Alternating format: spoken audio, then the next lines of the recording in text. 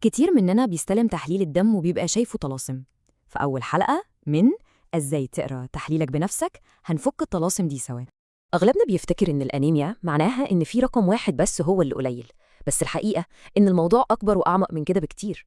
وقبل ما نبتدي ما تنسوش تعملوا لايك وشير وفولو عشان تتابعوا السلسلة كلها. نبدأ بأول حاجة، الهيموجلوبين. ده عامل زي سواق التاكسي اللي بيوصل الأكسجين لجسمنا كله.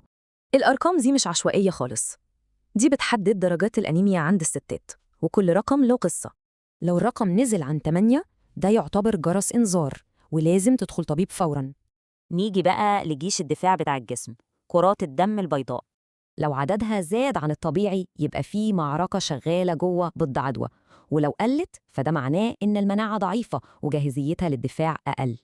والجزء الثالث في فريقنا هم فريق الطوارئ، الصفائح الدموية. ودول مهمتهم يوقفوا النزيف.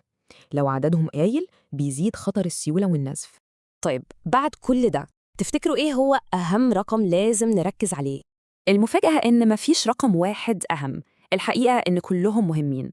يعني الخلاصة، أكبر غلطة إننا نركز على رقم واحد بس. التحليل لازم يتقري كواحدة واحدة، كل رقم بيفسر اللي جنبه.